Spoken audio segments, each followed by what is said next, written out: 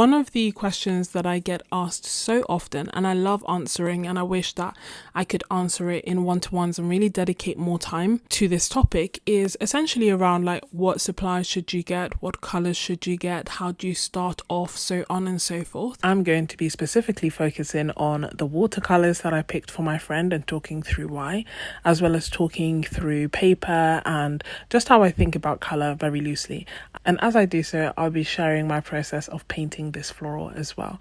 When I was making the art kit, and you'll see that later on in the video, I was kind of talking about what I was adding, but not why. So as a prelude to that, I'm going to be sharing my thought process on the why I'm adding different art supplies and how that kind of comes together to make a good art kit, so that you can apply this to your own practice, to your own location, to your own budgets, and really get the most out of it. And if you want more, then you can always feel free to join my membership and we can kind of do a one-to-one and go through it together. One of the things that I wish I did when I started off with watercolors, and I've kind of touched on it in the past as well, is invested in getting a range of different papers to start off with, rather than just kind of picking one and spearheading, diving straight in and getting loads and lots and lots and lots of cold pressed cellulose paper, for example. That's what I did. Because I think it's worth getting like a smaller amount of different kinds of papers, both cellulose and 100% cotton, hot pressed and cold pressed, so that you can see how they work differently and see which ones you enjoy more. And I think once you then know that, you can make a bit or more of an informed decision when it comes to buying the papers and buying the paper that you actually want. I started off with a cellulose watercolor paper that was cold pressed, and I pretty much used that like almost exclusively for I think a few years. When I used 100% cotton watercolor paper, it was like night and day. Not that I don't enjoy cellulose, but for my art style, I feel like sometimes 100% cotton watercolor paper works a lot better for me. And I wish that I'd known that earlier, if that makes sense. And it may be that for you, you try all of them out and then you actually realize that cellulose hot press paper is best for you. And if that's the case, that's fine.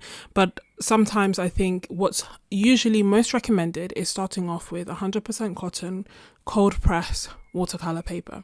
That will work for some, but it won't work for everyone. So I think it's worth taking the time to try out different papers, and then to also accept the fact that as you change and your art changes and your skill changes, what you enjoy and what you want out of the papers may also change. So that in itself is fine. So basically, don't bulk buy paper because it will expire with time if not handled with care. Definitely, I would say try different kinds of papers. So for that reason, I included 3 types of papers for my friend. One was 100% cotton cold pressed watercolor paper, because that is my favorite paper. It's expensive, so a lot of the time people don't tend to get it straight away. But I feel like if it's the kind of paper that you enjoy and you want, it makes more sense to spend £100 on that kind of paper than £100 on cellulose paper. Do you know what I mean? The amount that you may end up spending may actually be the same and you may end up buying more paper that you can use but having spent the same. So I think it's worth just balancing it out. So 100% cotton watercolor paper shines in the way that it gives you really nice seamless transitions in colors, the way that the water handles, you get more working time, you get less blooms or harsh edges, the colors themselves look beautiful, and I find the water control really nice, and it's also easier for me to layer when using 100% cotton watercolor paper. That being said, cellulose also plays a role. Sometimes some of them will actually have brighter, more vibrant, the colors will appear more vibrant on the cellulose paper. The cellulose paper will dry quicker, so if you like that, if you're urban sketching, for example, and you want things to dry quickly, that's something that you're going to enjoy. The harsh edges or the blooms or the effects might be something that you really want, especially if you do like abstract art, which may be trickier to do on 100% cotton watercolor paper. So that's why I say it's worth just trying different kinds to begin with, just getting a few pages here, there and everywhere of the different types so that you can really see which one works for you and for your style. I think it makes sense to get both hot press and cold press, but I like cold press. So I gave her cold press. Then the other kind of third category, or in general, is like mess around affordable paper. So for some it may be something like the Caddy Fat Book or the Royal Talens sketchbook, or Sea White sketchbooks. I mean, there are plenty, but the point is I just wanted to give her a space where maybe she can do some sketches or swatches, or just like somewhere to be creative without worrying or thinking about like the cost of the supply or how many pages you have, or seeing the whole sketchbook as one. Like, one of the things that I find with these Royal Talens and the Caddy Fat Book is that there are so many pages that it's actually quite difficult to be overly precious with every single page. It's just I like, I would not be able to finish the sketchbook if I held it in such high esteem the whole time, because there's so many pages. So I just wanted to give her a fun place to play around, and I think that that's also important to just have, whether it be loose sheets or cheap paper, affordable paper, whatever it is, somewhere for you to even like make like artistic notes and scribbles like this, or swatches, or just somewhere that you can really put your artistic musings without thinking too much about it, a carefree space, if you like. And by the way, like I said, if you have any extra questions, you can ask them down below in the comments, or if you want like a one-to-one, we can discuss it further. Just join my membership and I'll leave all of that linked below. Now, if as you're listening, you're like, I'm an MVP and I have suggestions that I want to make, or things that I wish I knew earlier on, then leave them down below in the comments, and then I'll know, you'll know, and everyone will know that you are a real MVP, because we have some gems in this community, and that is a massive highlight. Moving on to watercolors. I touched on this quite a lot in the video titled 25 Ways to Save Money on Your Art Supplies. And that's definitely a video that I recommend looking at, because like I said, it's 25 ways, and this discussion and topic was only one of the ways. But essentially, I feel like when it comes to professional grade watercolors, the quality is pretty much very similar. So I feel like, especially when it comes to like, the standard colors and the, standard behaviors and whatnot, the quality between the different, like, you may have certain preferences, but I feel like they are certainly not things that I would have known or picked up on as an absolute beginner. So I feel like if the decision to begin with should be based on what is most accessible to you, that is still professional grade watercolor. I'm talking things like Daniel Smith, the Vinci, maybe M. Graham if you are in the US, or Winsor & Newton, Roman Schmall, Sennelier, Rosa Gallery if you are in Europe or in the UK. Essentially, I feel like it makes it, like, for me, if I wasn't doing YouTube, I would have been very happy just having one of like a core nuclear set by one brand, and then the thing that makes more sense to me is getting special colors according to the different special brands, if that makes sense. I'll explain it in a way that will hopefully help you follow me. What I mean by that is, for example, if I had started off with Roman Schmall, because it's one of my favorites, and because I'm in the UK. Say I start off with Roman Schmall, I feel like it makes sense to start off with the split primary, and that means like a warm and a cool version of blue, yellow and red, right? And if you want to know more about like which colors, like, is a quin red or a quin magenta warm or cool, so on and so forth, I actually made a guide that I will leave linked for you, where I have the different names and whether they are warm or cool. Obviously, it's all relative, but at least it will give you a place to start off with, so that kind of makes sense. But I would start off with a split primary of, like, say, Roman Schmall, for example. And then say I realize that, oh, you know what, I really like watercolors that move on the page. I like that kind of quality. Then I might get a few colors that I like from Core and from Rosa. Yeah. What I don't think necessarily makes as much sense is then getting the split primaries again from Core, and again from Rosa, and again from this brand and from that brand, and so on and so forth. That is essentially what I have done, but I think I have done that because of YouTube and because I'm making videos and I want to compare the different brands. But I feel like if I was just, someone who was doing this for fun, for passion, it's not necessarily the best way to go about it. So I would kind of do split primaries, warm and cool of these colors. Then I would kind of pick favorites based on the different qualities of the brands. So if I wanted a certain granulating color, I may get Schminke, for example.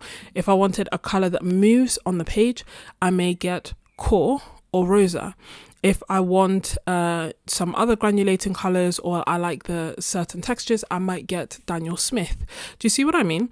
I'm kind of going about it like that and being led by like favorites colors. So this is convenience colors that will allow you to pretty much make the mixes that you want and you need. But then the favorites are the colors that get you excited to paint and to create. And they may be convenience colors, or they may be granulating colors that have like special effects, so on and so forth. But they are definitely, I think, worth having in your palette as well. The next category to add would be the colors that are hard to mix. Now these might be colors like cobalt teals, cobalt turquoises, you know, certain colors that are just quite unique in the way that they look. And yeah, maybe if you spent lots of time and you had the exact type of warm and cool blue, red or yellow, you may be able to mix it, but actually it's quite tricky to mix, or you wouldn't enjoy mixing it, or you use it quite often. And so it just makes sense to get that color. An example might be a sap green, for example. And I say that because that's like, I love that color. And I use it quite often, and that is why I have it usually as a color in my palette, as opposed to always making the mix myself. Another color that, you know, perhaps is more on the hard to mix side might be maybe like a Payne's grey or a cobalt teal, you know. Those kind of colors again would be my next category of adding to the palette. And then the final category would kind of be the colors that I like, that are the mixes, the colors that maybe I don't use by themselves, but they just have a great role in creating other colors that I like and expanding my ability of getting new colors out of my favorites, my hard to mix and my split primaries. So that might be colors like the burnt siennas, the burnt umbers. For me, it's the earth colors. For you, earth colors might be your favorites and your mixes might be the Payne's grey. Do you see what I mean? So that's kind of like how I would approach making a palette. I was very much excited, and I had this in the back of my mind when making the colors, but that is essentially the different categories that I have when I am making my own palettes or making palettes for friends or for other people and making the recommendations. This is like a really rough and rugged way of me explaining it, because as I was watching my video of the process that you're going to see, I was like, some people will get what I'm saying, other people will be completely lost. But now with this, it will all make sense and you will be able to follow. Now, I've made a guide talking about the split primary colors, which I highly recommend, obviously. I've also made art challenges that are based on color and exploring color in the way that I like to, you know, I guess challenge it in my art, if you will. So I definitely recommend that. But the reason that you just hear about it talk so much over and over and over again is because of the beauty and the mixing abilities that you are able to get once you understand the split primaries, and once you have this. I can make a whole separate video about this. Then the key thing to know is that you have two versions of the blues, of the yellows and of the reds. The whole point is that if you understand this, the world of color just massively opens up to you. But that's why I wanted to make sure that I give her the split primaries. I also wanted to be sure to give some favorites or some interesting colors, and then add some hard to mix colors and some mixes, some essential colors that just again open up the possibilities of the palette. I'm really curious to know whether there are certain things that you would include, whether it be for a set for yourself or a set for a friend. If so, let me know down below in the comments. Because yeah, I honestly, it was hard for me to like restrict. I was like, oh, and this color and that color and this color and that color. Like there are so many options, and that's why I often say that it depends, because if you told me that, oh, you really love pinks, then the palette that I would create for you would be completely different to a palette if you said actually you really love earth tones and, you know, you're painting British countryside. You see what I mean? The colors that then kind of come to mind would again be very different, which is why I love making so many different palettes for different trips, for different people, for different occasions, because I feel like it speaks to different colors. Of course, you can make so much with the palette that you already have, and it's not necessary to change your palette every time you go to a new place or you do a new thing. I just love making lots of different palettes. I find it really enjoyable thinking about color that way, and sometimes it's just fun to look at the colors that you already have, think of a theme, and then change out your colors accordingly, or maybe limit your palette according to the theme that you've picked out. The opportunities are endless. Honestly, I could have done this all day were it not for the fact that that I didn't actually have time to do that. So this is probably the world's longest intro, all to kind of give context into why I picked the colours that I picked for my friend. And I hope that now that all makes sense. And I'm curious to know what colours you would pick. I will say one colour that I wish I had included was sap green, which I didn't. I included a different green, which you'll see. But yeah, I feel like depending on the day that I created this palette, the colours might change slightly, or if I knew the certain colours that she liked, it may change, so on and so forth.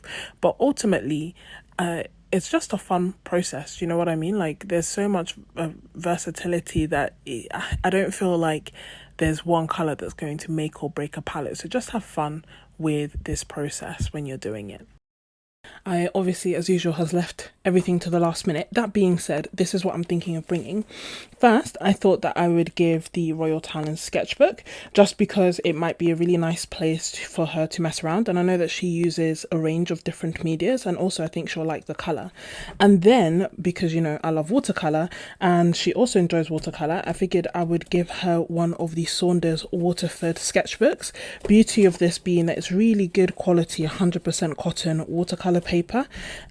I don't know if like how much watercolor she does still, because she says she does a little bit, but still I know that a lot of the time people will stick to maybe the cheaper papers and stuff, and I really want to give her like really nice good quality art supplies so that she falls in love with watercolor like I have.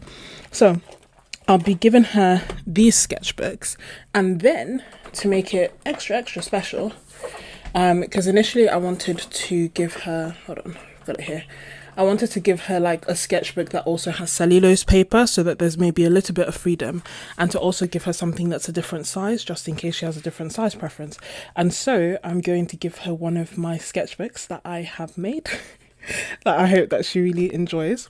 One of the beauties of this being that it has cellulose paper, it's smaller, it's cuter, it's portable, it has my art, so it's like a nice, you know, handmade gift. And because of the cellulose paper, she'll also be able to compare, like, you know, the two and kind of see which one she likes small.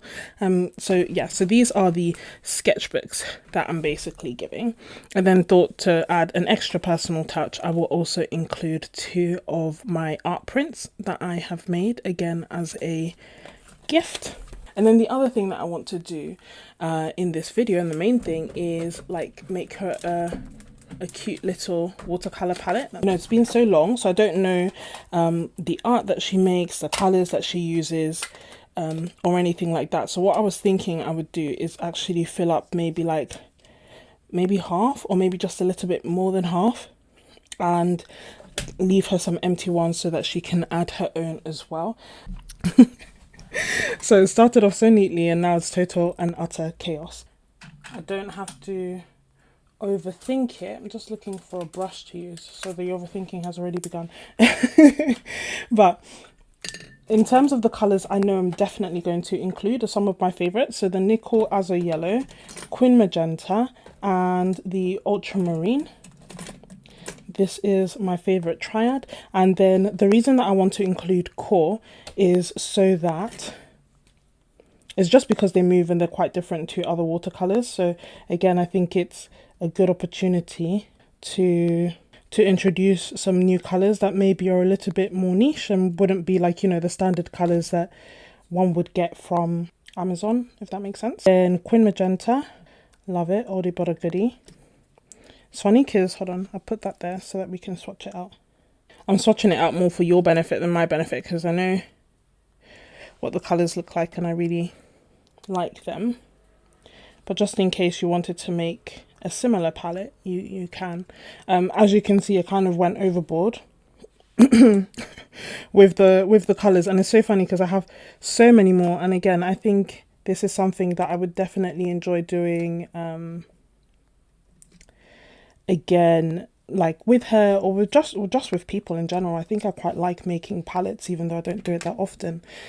So that's those 3 colours, which are my favourite triads. So we have the Quin Magenta, we have Nickel Azure Yellow, and then we also have Ultramarine Blue. Now, the other thing, the reason that I've left space is that I want to include other colours as well. So for yellows, I think I've put it in the wrong place. I'm just checking to see, I want like a lemony yellow, you know, so that I'm doing a proper-ish split palette. And I have 2 options. One is the Hansa Yellow Medium. And the other one, oops, that is way too much, which is one of my, I think is the one I'm leaning towards. It's a yellow I really like. Is Sophie's Yellow. The Hansa Yellow Medium I like, but I'm just wondering if it's beautiful, you see?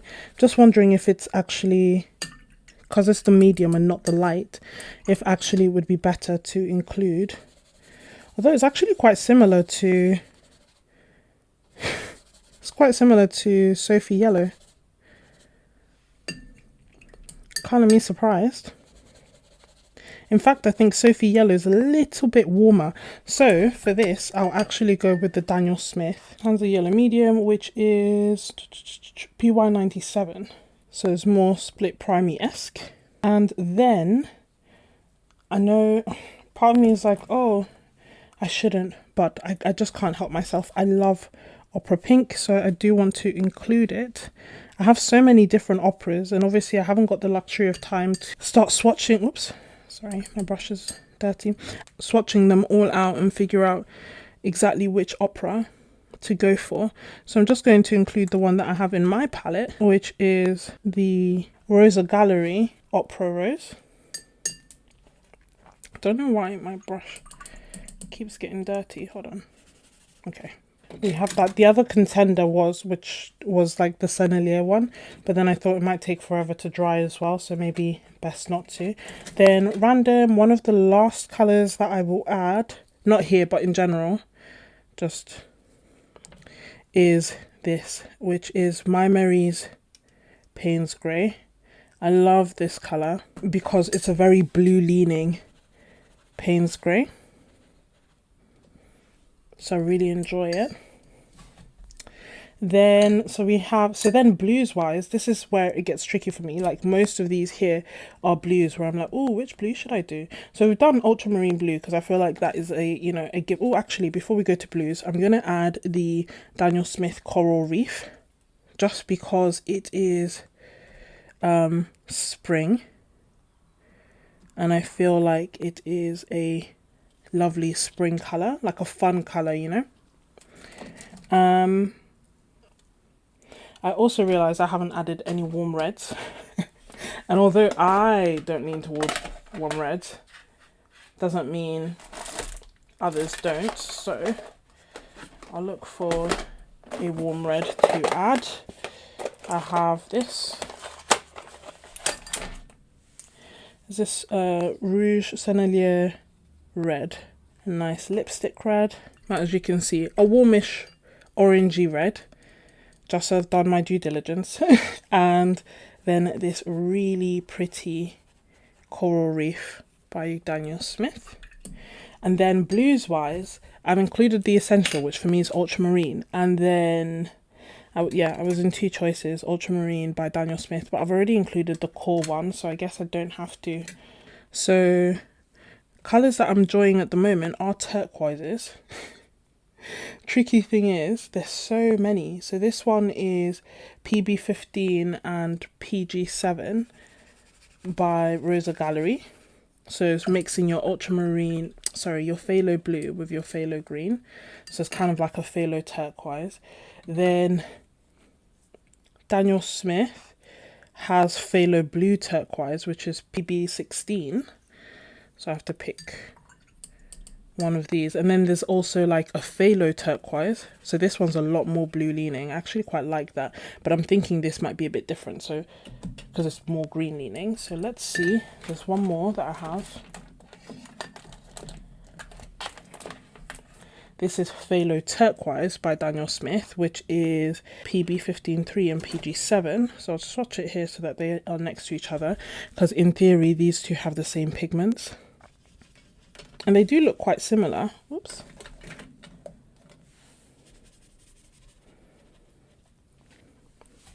Both quite green leaning. I think, oddly enough, I like the Phthalo Blue Turquoise and the Phthalo Turquoise. And then I also wanted to add a Cobalt Teal. My whole aim was not to fill up this palette, and here we are filling up the palette. I'm going to add the Phthalo Blue Turquoise because that I know that I quite like. So that's this one, Daniel Smith. And then I'm also going to add the Rosa Gallery Turquoise. And then, my gosh, can you imagine if she doesn't like blues? She'll be like, what is this?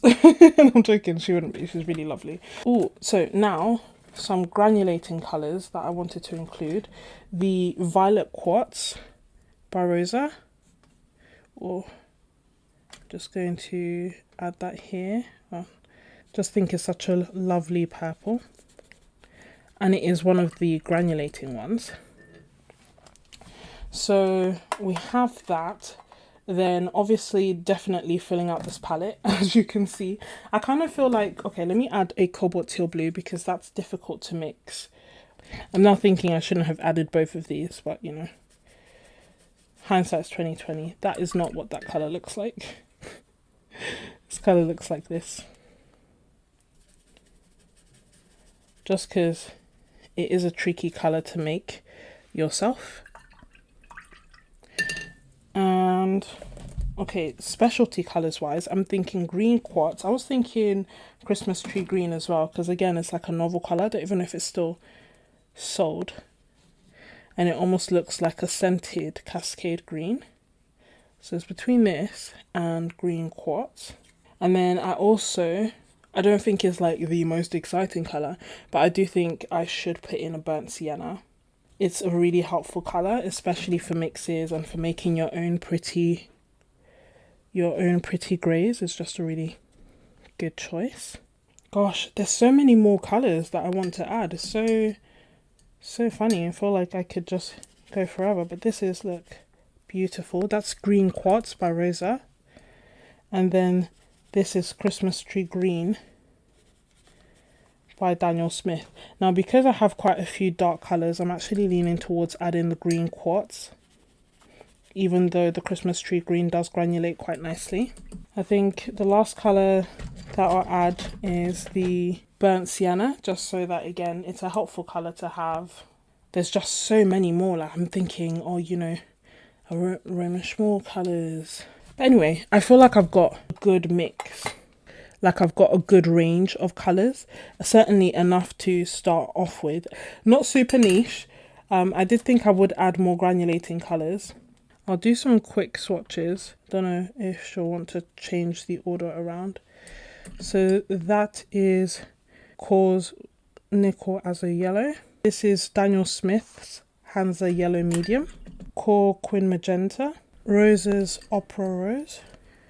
Daniel Smith's Coral Reef, Sennelier Red, Rosa's Violet Quartz, Core's Ultramarine Blue, Daniel Smith's Phthalo Blue Turquoise, Rosa's Phthalo Turquoise, Daniel Smith's Cobalt Teal Blue. Oh, I'm thinking too many blues, my bad. But they're different, right? Rosa's Green Quartz, Burnt Sienna by Rosa, My Merry Blues Payne's Grey. That is my palette. This is just watercolors, but if you want to see mixed media, then this is the video I'd watch next. Bye and God bless. See you next week.